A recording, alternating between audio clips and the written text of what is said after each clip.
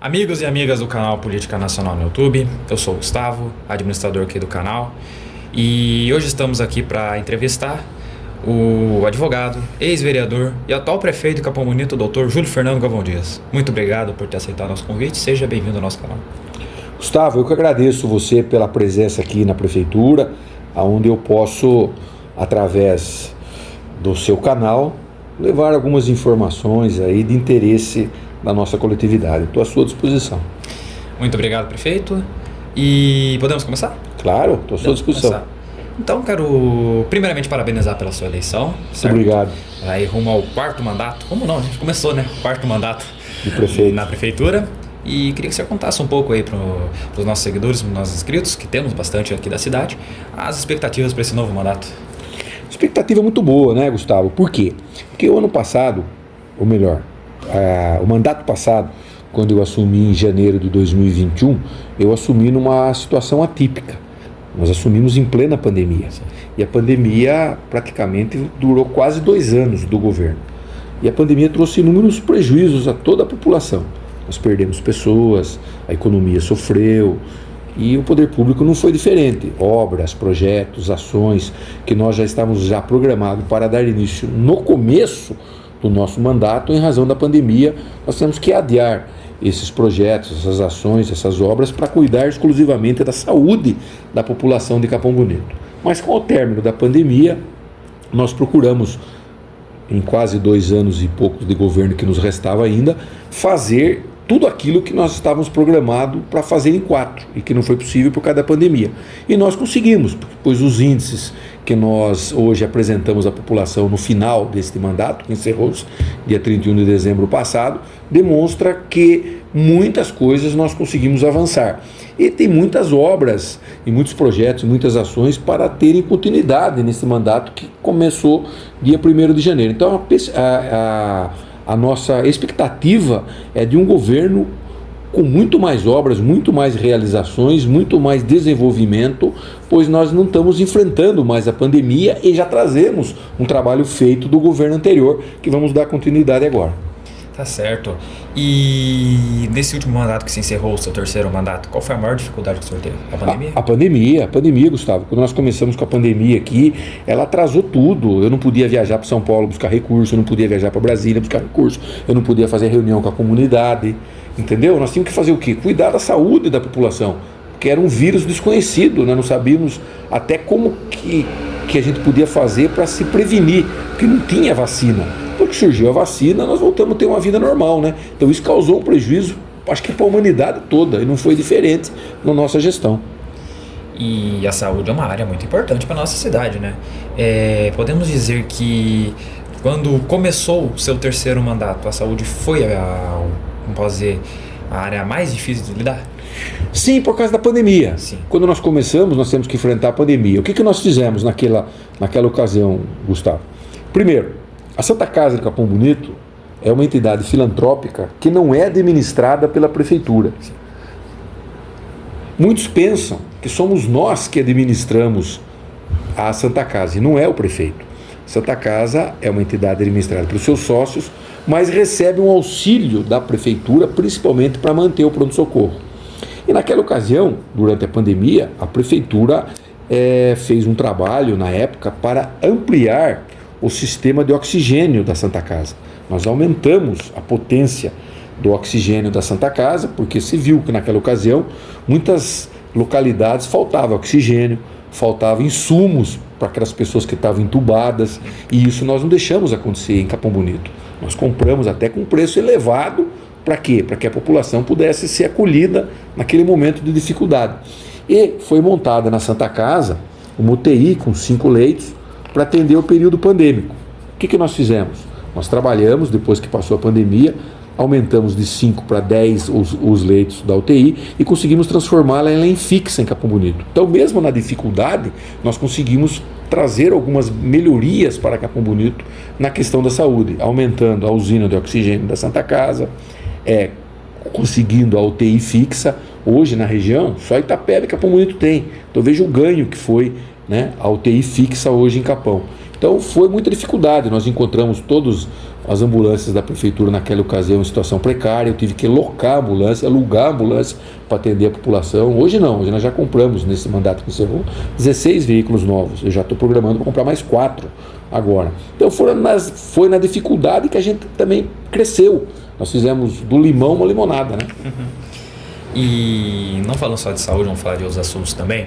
Queria que o senhor contasse um pouco quais foram os grandes feitos nesse mandato na educação. Na educação, nós tivemos grandes avanços. Nós fizemos o plano educacional, que foi um plano que atendeu a todos os servidores, não só os professores, como era atendido antigamente. Nós atendemos os professores, atendemos os monitores, as merendeiras, os motoristas. Então nós fizemos uma evolução no plano de carreira de todos os servidores da educação. Além disso, estamos reformando todas as unidades básicas, todas as unidades educacionais. Nós estamos reformando. Estamos reconstruindo a escola Sumi, que encontramos interditada. Estamos reformando e ampliando a escola Samuel. Vamos construir aqui na área central uma escola de grande porte. A merenda nossa foi considerada uma das melhores da região. Ganhamos prêmio de melhor alfabetização da região sudoeste. Ganhamos prêmio de município ouro na educação do Ministério da Educação. Nossos alunos ganharam muitos prêmios, principalmente nas Olimpíadas de Matemática. Isso mostra que a educação está evoluindo. O IDEB apontou nossas escolas com um número superior a dos anos anteriores. Então quer dizer que isso foi um avanço na educação, né? Sim. E o nosso canal aqui, prefeito, é um canal que também fala muito sobre história. Vamos lá. História. Então quero perguntar para o senhor quando que o senhor adentrou na política. Rapaz, eu vou falar uma coisa para você. Eu tenho 58 anos de idade e eu nunca imaginei entrar na vida pública. Eu me formei, Gustavo, advogado muito cedo. Eu sou advogado de profissão. Eu me formei advogado com 21 anos e fui convidado na época para trabalhar na prefeitura. Eu entrei na prefeitura com 22 anos. Sim. Fiquei 4 anos como advogado. Depois eu fui candidato a vereador pela primeira vez, fui eleito com 26 anos. Eu fui o mais votado na época, com 616 votos. Isso foi no ano de 93. Sim. Eu assumi. Depois eu fui presidente da Câmara mais novo da história de Capão Bonito, até aquela ocasião, com 28 anos. Depois eu fui reeleito vereador com 1.257 votos. Fui novamente o mais votado. Daí comecei a minha vida pública. Daí disputei a primeira eleição para prefeito, não fui eleito. Sim. Disputei a segunda, também não fui eleito. Daí eu fui eleito na terceira, Sim. com quase 15 mil votos. Depois eu fui reeleito com quase 20 mil votos. Sim. Depois eu fui presidente do consórcio de prefeitos da região, que é o Condersul, que é a Sim. sede em Itapeva. Fiquei como 3 anos e meio como presidente do consórcio. Depois eu fui trabalhar no estado, a convite do ex-governador Rodrigo Garcia. Eu fui ser gerente regional da CDHU em Sorocaba, que atende 62 municípios, que constrói conjuntos habitacionais na região e que comanda a política habitacional do estado. Depois saí de lá, fui para a Prodesp, eu fiz gestão em 6 poupa-tempos da região e depois eu trouxe inclusive um poupa-tempo para Capão Bonito como prefeito e retornei à prefeitura, fui eleito e agora reeleito. Então quer dizer que eu tenho uma vida pública de mais de 35 anos e graças a Deus ficha limpa todo esse tempo. E um detalhe curioso, não sei se todo mundo sabe, o prefeito Júlio Fernando foi o vereador mais votado da história de Capão Bonito até a eleição de 2020. Sim. Até a eleição de 2020, o posto de vereador mais votado era do prefeito Júlio Fernando. Sim, agora depois foi superado pelo Paulo, eu acho. Paulo Secato. E depois agora pelo Netinho. Pelo Neto. Mas o vereador mais votado na história proporcionalmente, você sabe quem é? Cornélio Romualdo de Campos, o Cornelinho. Sim. Na eleição acho que de 72. Ele teve naquela época 1.000 votos, tinha 9 mil eleitores. Nossa. Ele arrebentou. Arrebentou. E que lembrança que o senhor tem da primeira eleição, em 92? Eu tenho uma lembrança boa, eu estava começando na política. Quem me lançou na vida pública, me convidou para entrar na política, eu com 26 anos, foi o saudoso vereador Jaime Toso. Sim. Jaime Toso que me convidou para entrar na vida pública, eu aceitei e entrei sem pretensão nenhuma de seguir carreira e hoje eu estou esse tempo todo na política, na história, né? Que eu já falei para você aí, né? Sim. E contando os 4 mandatos, prefeito, contando já esse, qual o maior feito que o senhor fez à frente da prefeitura? Eu acho que cada mandato tem sua história, né? Se você andar hoje na cidade, eu sou nascido e criado aqui, se Se você andar na cidade, não tem um bairro, seja rural ou urbano, que não tenha no mínimo 3 obras, 3 ações minhas. Sim. Eu tenho várias ações que marcaram a cidade no meu ponto de vista. Por exemplo, a duplicação da entrada de cidade, Sim. que deu uma cara nova para a entrada. Sim, sim. Foi no nosso governo. O conjunto habitacional na Vila Maria, com 266 casas, Sim. foi no nosso governo. Agora estamos construindo um novo hospital, que vai atender até regionalmente. Sim. Se você for um exemplo, em vários bairros, você vai ver creches, escolas construídas na nossa gestão. Você vai ver postos de saúde, você vai ver asfalto. Nós asfaltamos nos 3 governos 150 quilômetros só na cidade. Sim. Levamos mais de 30 quilômetros de saneamento básico. Sim. Então quer dizer que tudo isso melhorou a qualidade de vida da população. Se você andar lá, você vai ver que o centro de atenção à mulher no Vale Verde, fomos nós que implantamos, e lá tem mamografia, fomos nós que também levamos. Quando nós fizemos a Casa do Adolescente, o Centro do Idoso, o CRAS, o CREAS, o Centro de Fisioterapia, tudo foi obra nossa. O Centro Cultural aqui, o Capão Bonito Clube, que nós transformamos no Centro Paulo Freire, nós compramos na nossa gestão. Hoje tem 21 atividades lá que oferece aos alunos no contraturno escolar. Depois você vai no bairro do Taquaral, que é quase 30 quilômetros daqui, ou seja, mais que 30. Você vai ver lá praça, iluminação pública, posto de saúde, escola. Eu acho que isso fez a cidade crescer, né?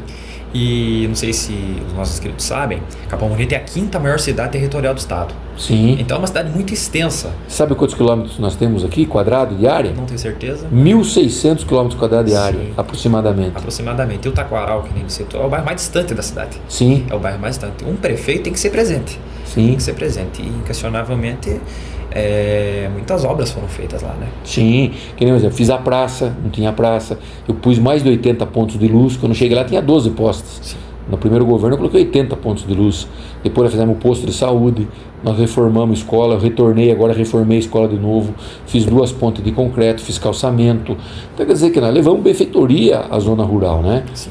Da mesma forma que nós estamos fazendo em outros bairros. Se você for lá no Apiaí Mirim também, que é um bairro longe do centro da cidade, lá nós fizemos uma quadra de esportes, fizemos calçamento, fizemos ponte de concreto, fizemos melhoria na praça, tudo isso para melhorar a condição da vida da pessoa que mora no campo. Sim, sim. E falando um pouco uma eleição que eu acho muito curiosa, de 2000. O ano 2000, o senhor foi a primeira vez como candidato a prefeito, teve cerca de 20% dos votos. Sim, está bem informado. E naquele ano tivemos um acidente trágico no dia da votação, né? Foi, lá na escola. João Batista. Na escola, eu estava lá. Quando saiu o tiroteio, eu estava lá. Podia contar como que foi, mais ou menos? Eu estava lá, eu era candidato a prefeito, era o Júnior Talarico, Tamura e Gerson. E eu cheguei com a minha equipe, né, fazendo as visitas nas urnas. Quando eu entrei na escola João Batista, começou o tiroteio. Sim. A equipe que estava comigo, inclusive eu tinha seguranças junto comigo, me tiraram da escola, me colocaram no carro e o carro de apoio, e nós saímos de lá. Depois eu fiquei sabendo que durante o tiroteio acertaram uma criança e uma senhora. Sim. E que ambos vieram a falecer. Sim. Né? Eu lembro bem desse episódio, foi no ano de 2000. A senhora era a avó da criança. Avó da criança. E a criança era amiga de coração, assim, da minha tia. Ah, é? Não sabia. Era criança de coração, né? Eu vi os corpos depois, infelizmente, eu vi os corpos no necrotério. Sim. Eu era vereador na época, candidato a prefeito. Foi uma fatalidade que ocorreu lá na Vila Aparecida. O prefeito Tamura estava lá também, não estava? Quando saiu o tiroteio, eu não sei. Eu sei que quando eu entrei na escola, eu escutei os estampidos lá dos tiros, e a minha segurança que estava comigo me tirou do local. Muita gente, depois do caso, não foi votar, né? Naquela escola, né? Pode ser que sim, pode ser que isso tenha também afetado o resultado, porque foi uma eleição apertada, onde o Tamura ganhou por 70 votos. 89. 89, né? 89 votos. 89 votos na Vila Aparecida, onde o Júnior Talarico passou o carro, né? Lá o Júnior, na época, tinha uma grande força eleitoral. Venceu bem lá.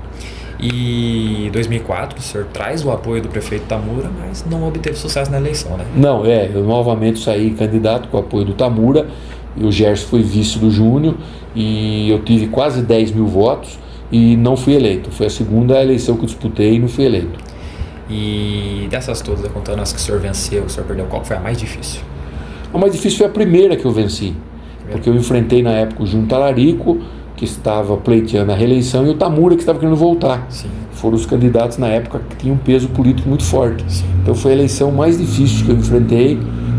Todas as eleições são difíceis, não existe eleição fácil. Essa mesmo que nós vivemos aí foi uma eleição muito estressante, né? Sim. Porque com rede social a eleição é outra, diferente daquelas que não tinha rede social. Sim. Porque hoje na rede social muitas pessoas falam o que querem, até ofendem, atacam, soltam fake news, e isso é muito difícil, né? Então, mas a mais difícil, que foi mais aguerrida, foi a primeira que eu ganhei, a terceira que eu disputei. A terceira que você disputou no ano 2008, né?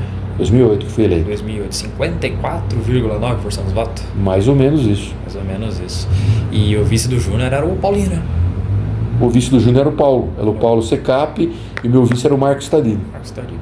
E pra gente finalizar esse bate-papo, prefeito, queria que você deixasse um recado para os nossos inscritos, principalmente para os jovens, tem bastante jovem no nosso canal, que desejam entrar na política.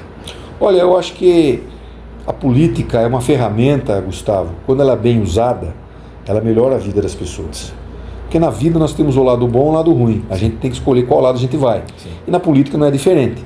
E a política, quando ela é bem usada, ela é bem feita, apesar de todas as dificuldades que tem, não é fácil você governar um município de 50 mil habitantes, quinta extensão territorial, com muitos problemas, mas ela é gratificante, porque quando você melhora a vida das pessoas, principalmente dos mais humildes, dos mais carentes, eu acho que é um motivo de orgulho. E eu fico feliz de ver você aqui hoje me entrevistando, não só por eu ter a oportunidade de falar com as pessoas que te acompanham pelo seu canal, mas mostrar o seu interesse pela política, porque eu acho que a juventude tem que se interessar sim pela política e pela política boa, porque muita gente fala assim, tem política velha e política nova. Não existe política nova e política velha. A política existe dois tipos de política, a ruim e a boa, e sempre no passado teve a ruim e a boa, e no presente tem a boa e a ruim, e no futuro vai ter a boa e a ruim. Não existe a política nova e política velha. Ideias não envelhecem.